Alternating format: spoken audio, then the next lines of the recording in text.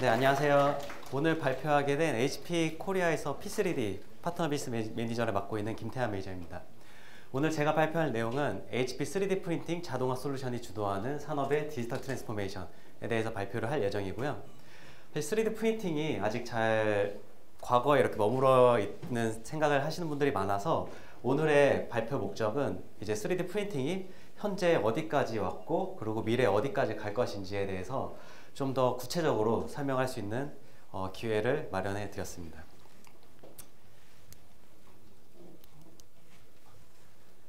네, 그러면은 먼저 글로벌 3D 프린팅 제조 트렌드의 변화에 대해서 한번 간단하게 제가 도표로 이렇게 만들어 봤는데요.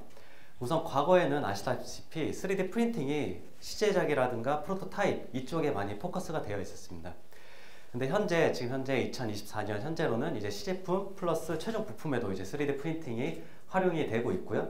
그리고 미래에는 아마도 90% 이상은 최종 부품에 3D 프린팅이 사용될 것이라고 보고 있습니다. 지금 3D 프린팅 인더스트리 보고서를 보면은 현재에도 약 36.6% 3D 프린팅을 사용하는 기업 중에 36% 이상이 3D 프린팅으로 제조 양산에 활용을 하고 있고요. 그리고 3D 프린팅을 가지고 출력하는 제조업에서는 2026년도까지 약 18%가 증가될 것으로 지금 보고 있습니다.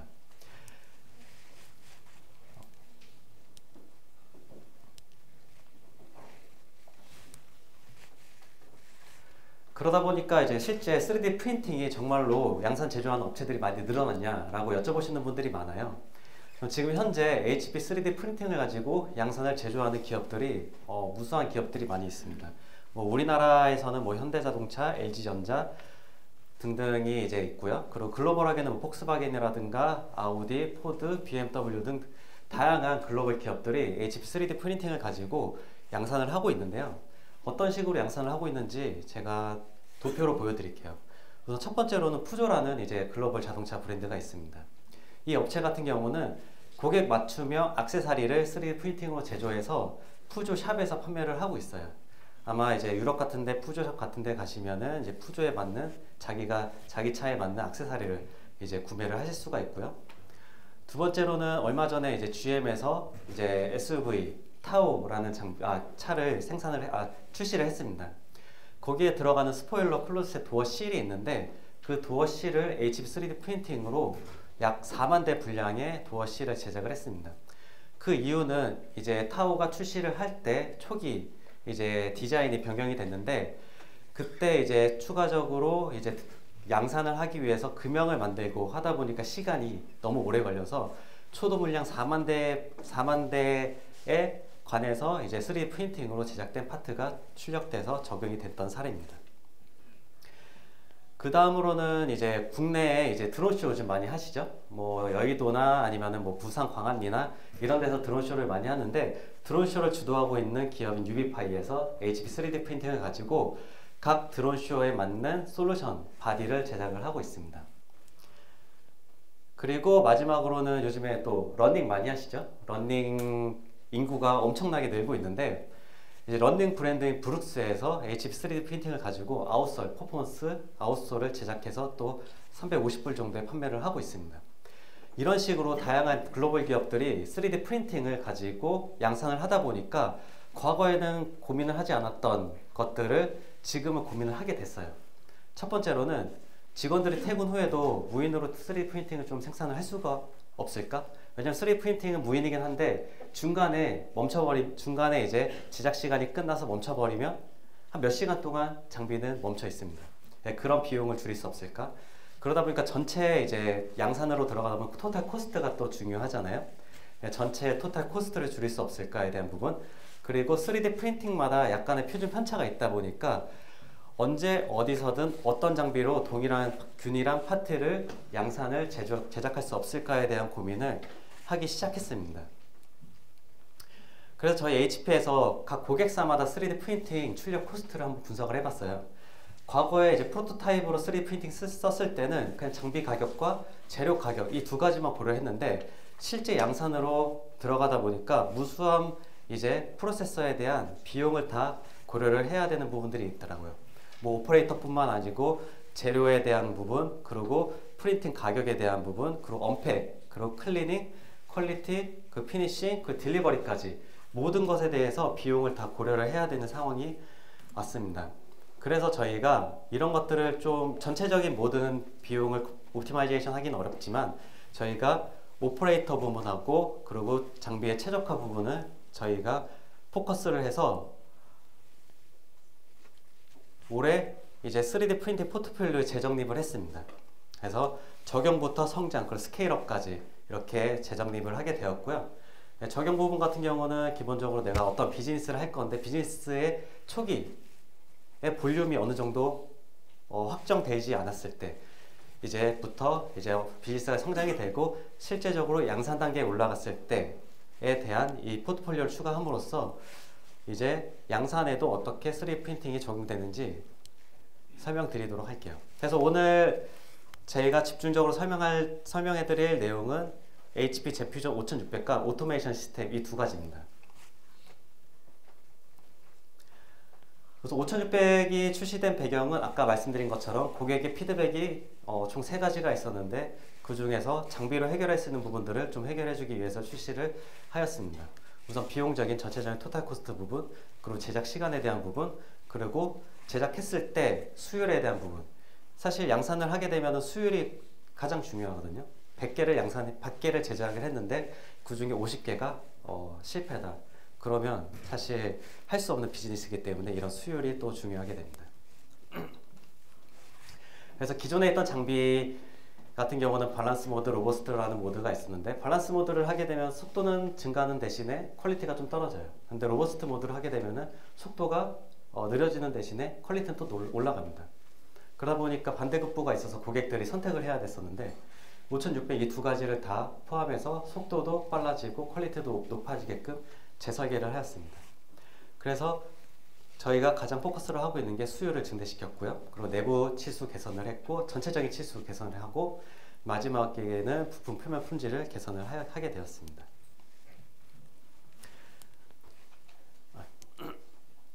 그래서 총 3가지 포커스를 맞춰서 저희가 이제 장비 개발을 하게 되었고요. 첫 번째 물성치, 치수, 표면 이 3가지고요.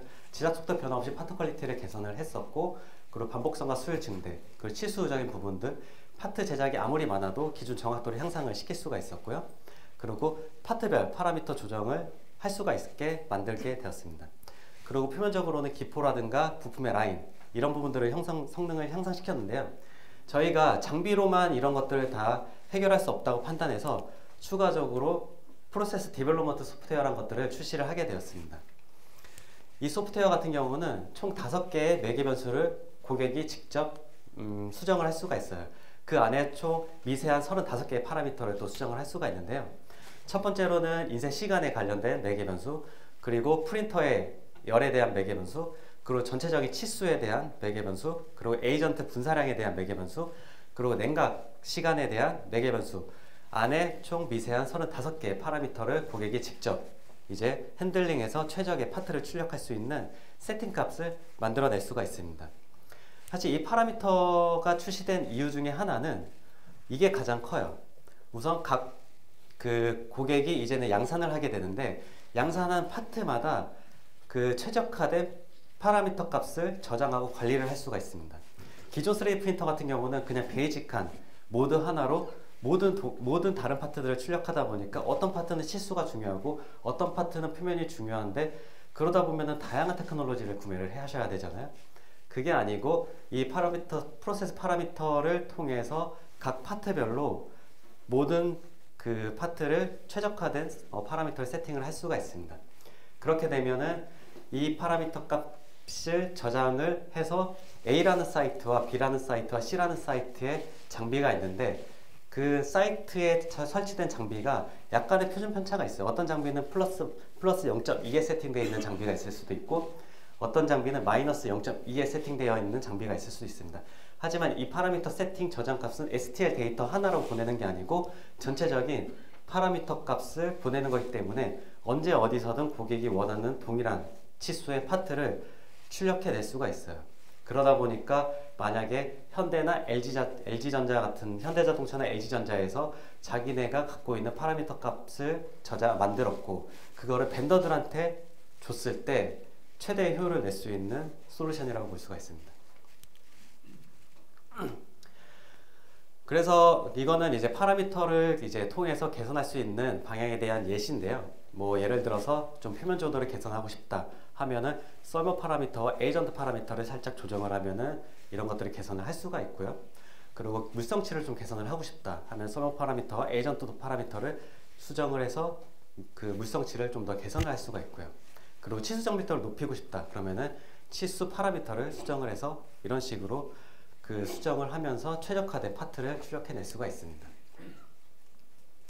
그래서 실제 고객이 5600을 도입을 하면서 일드 레이트가 약 12% 증가됐다는 것을 수치화시킬 수가 있습니다. 고객이 이 고객 같은 경우는 약 2개의 파트를 어셈블리해서 생산하는 제품을 가지고 있었어요.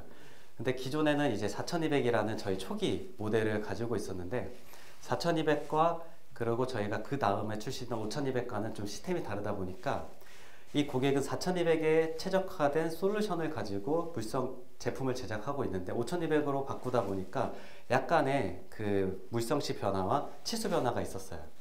그래서 추가적으로 5200으로 하다 보니까 4200에서 나오던 수율이 12% 정도 떨어지게 됐습니다. 그래서 다시 100%로 맞추기 위해서 5600을 도입을 했던 사례고요. 그리고 비고객사 같은 경우는 이제 약간 톨러런스가 0.2에서 0.4mm 정도의 그 파트를 제작을 하다 보니까 일드 레이트가 72%까지 막 떨어지게 됐어요. 그러면서 이것들을 더 늘리기 위해서 이제 5600을 도입하면서 그 수율을 약 16% 이제 올렸던 그런 사례들이 있습니다. 그 다음으로는 저희가 가장 아마 그 3D 프린터를 양산을 하게 되면서 가장 고민을 많이 하고 있는 부분 중에 하나가 인건비일 거예요. 야간에도 장비를 돌리고 싶은데 한 명을 더 하이어링 하느냐 마느냐에 대한 고민을 많이 하실 건데 그런 것들을 해결하기 위한 솔루션입니다. 이 솔루션이 어떻게 적용이 되는지 제가 영상으로 간단하게 보여드리도록 할게요.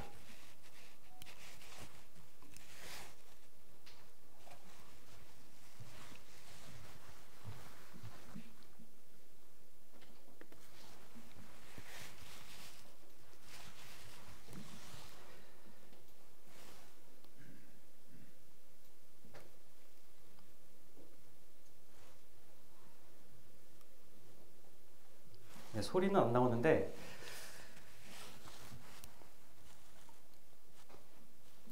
지금 영상으로 이렇게 3D화 되어 있는 것들이 다 자동화 시스템입니다. 그러니까 무인 자동화 시스템이고 말 그대로 사람이 없이도 작업이 끝나게 되면 안에 있는 유닛이 자동으로 나오게 됩니다. 그럼 옆에 있는 유닛이 또 자동으로 옮겨지게 되고 자동으로 안쪽으로 들어가게 됩니다.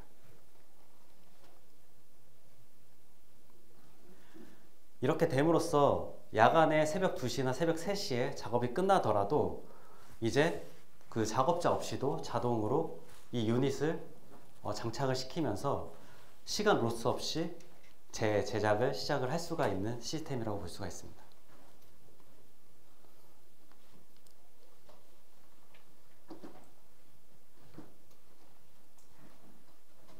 그리고 왼쪽에 보시는 거는 이제 그 자동화 그 파우더 로딩 시스템입니다.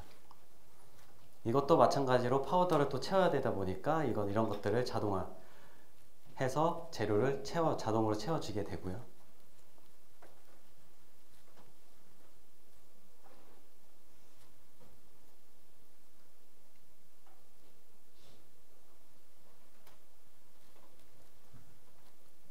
그리고 여기서 최적화된 그 파트 저희 그 HP 3D 프린팅 같은 경우는 재료 자체를 재활용하다 보니까 그 최적화된 파트를 출력하기 위해서는 그 파우더 관리도 중요하게 됩니다.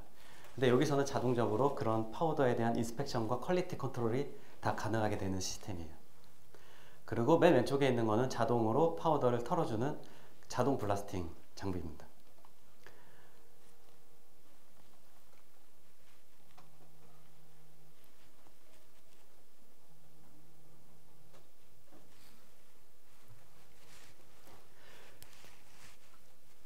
그래서 이런 것들이 이제 자동화 시스템을 나오면서 저희가 시뮬레이션을 한번 해봤어요. 만약에 현재 3D 프린팅을 가지고 있고 오토메이션 시스템이 없는 경우, 그리고 추가적으로 하이어링이 좀 어려운 부분, 내 고객사의 최대 프린팅 시간을 한번 확인해 봤습니다. 보시면은 최대 프린팅 시간은 한 60시간 정도 밖에는 할 수가 없어요. 주 5일 근무제이고, 그리고 하루에 8시간 근무를 한다고 했을 때, 그러다 보니까 새벽 2시부터 한 9시까지는 시간이 로스가 되는 거죠. 왜냐면 출근해서 바로 프린팅을 하는 게 아니고, 출근해서 또 전처리 작업을 하고 이런 것들이 하다 보니까 이제 오후쯤에 이제 제재 시작을 할 수가 있게 되고요. 그러다 보니까 이제 그 대표님들이 그럼 한 명 더 하이어링 해자, 야간 근무자를 이렇게 뽑았습니다. 그렇게 되면은 거의 시간 로스가 없죠. 그래서 주에 최대 120시간까지 이제 제작을 할 수가 있습니다. 대신에 이제 우리나라는 고용에 대한 이제 좀 부분들이 인건비도 많이 올라가고 하다 보니까 이제 비용적인 부분을 계속 고민을 하셔야 되잖아요. 매달 나가는 부분도 있고. 그랬을 때 이제 그 대안으로 오토메이션 시스템을 추가로 도입했을 때는 최대 129시간까지 3D 프린팅을 출력을 하면서 그만큼 생산량을 늘릴 수가 있는 솔루션이 되겠습니다. 그렇기 때문에 요즘에 기본적으로 한 명의 인건비가 뭐 주니어를 뽑아도 한 4천만원, 뭐 시니어를 뽑으면 6천만원, 7천만원 이 정도 되죠. 그러면 그만큼의 비용을 매년 세이브를 할 수가 있습니다. 그래서 결과적으로는 이제 저희가 A라는 고객사하고 테스트를 한번 해봤는데요. 그래서 원래 이 고객사는 뭐 하루에 한 4-5번 정도, 일주일에 4-5번 정도 이제 출력을 하고, 오토메이션 시스템이 없다 보니까 이제 한 달에 한 194번 정도 제작을 했습니다. 그러다 보니까 빌드 제작 비용을 많이 받아야 되죠. 고객사한테 부담해야 되는 빌드 제작 비용이 많이 높아지다 보니까 경쟁력이 많이 떨어지게 됩니다. 그래서 오토메이션 시스템을 도입을 했어요. 근데 오토메이션 시스템을 도입한다고 해서 물량이 늘어나지 않기 때문에 한 달에 이제 200일 버켓이 이제 제작을 하게 됐고요. 그리고 비용도 어느 정도 좀 절감을 하게 됐습니다. 그러다 보니까 이제 경쟁력이 생기게 되죠. 비용적인 부분에서 6개월 후에는 거의 이제 2배 가까이 제작이 늘어나게 됐어요.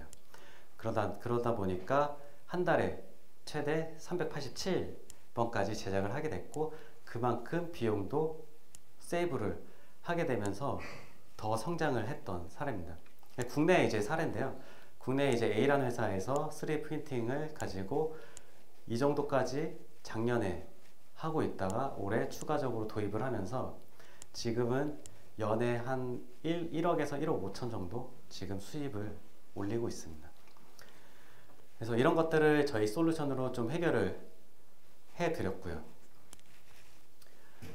그래서 사실 궁극적으로 HP가 추구하는 방향은 이 사진 한 장으로 저희가 설명을 드릴 수가 있습니다.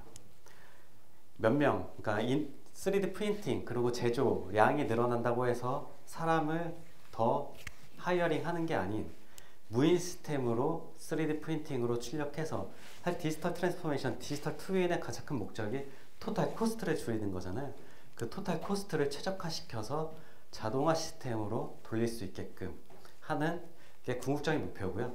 그러다 보니까 저희가 소프트웨어 회사인 뭐 지멘스라든가 AMFG라든가 머터리얼라이즈라든가 다양한 회사들과 같이 MES 솔루션도 같이 이제 제공을 하고 있습니다. 그러니까 제조 최적화 솔루션을 가지고 이제 많은 기업들이 3D 프린팅을 활용을 하고 있고요. 뭐 현대자동차도 마찬가지고 굴지의 서비스 제작 업체들도 지금 MES를 구축해서 양산에 돌입을 하고 있습니다. 그래서 오늘 제가 준비한 자료는 여기까지고요. 저희가 1층에 저희 채널 파트너사인 엠플러스 솔루션과 같이 전시회에 나와 있어요. 그래서 실제 3D 프린팅으로 출력된 파트를 보고 싶다 하시면은 언제든지 오셔가지고 저희 부스에서 상담을 받아보실 수가 있습니다. 오늘 발표 내용은 마치도록 하겠습니다. 감사합니다.